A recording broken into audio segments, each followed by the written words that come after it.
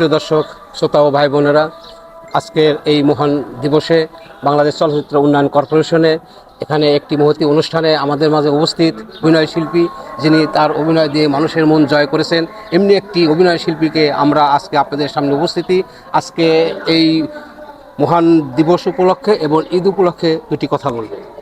Thank you so much আমাকে কথা দেওয়ার জন্য। আজকে মানে হ্যাঁ, আমি সবাইকে জানাই এখন তো ঈদ যেহেতু চলতেছে, মানে ঈদের শুভেচ্ছা জানাই। আর হচ্ছে আজকে হচ্ছে 26শে মার্চ স্বাধীনতা দিবস। তো সকল শহীদদের প্রতি শ্রদ্ধা সাথে সবাইকে মানে 26শে মার্চের শুভেচ্ছা ও অভিনন্দন। ইভেন কতগুলো ছবি বের হয়েছে ঈদের, সবাই হলে আসবেন, ছবি দেখবেন আর আমাদের চলচ্চিত্রকে বাঁচিয়ে রাখবেন। সো ভালো থাকে। আমি তো গ্রামে ছিলাম, ছবি দেখা হয়নি। সো আমার কালকে আমি টিকিট পাইনি, কালকে যাব।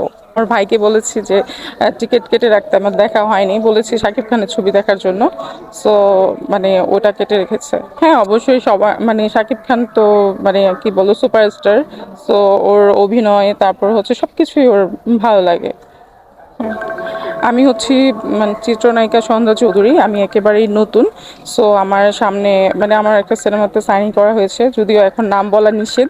সো আমি খুব তাড়াতাড়ি আপনাদেরকে জানাবো আমার সিনেমার নাম, ঠিক আছে? আর আপনাদেরকে নিয়েই আমি চলচ্চিত্রে ফিরতেছি। সবাই আমার জন্য দোয়া করবেন।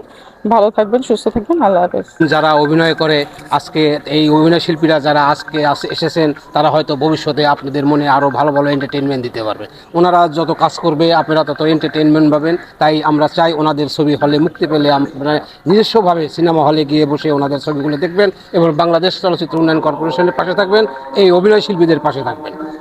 পরিশেষে মঙ্গল কামনা করে আজকের মতোই ভালো থাকবেন, সুস্থ থাকবেন এবং নিয়মিত বিনোদনের দেখবেন এবং হলে গিয়ে বাংলা সিনেমা দেখবেন।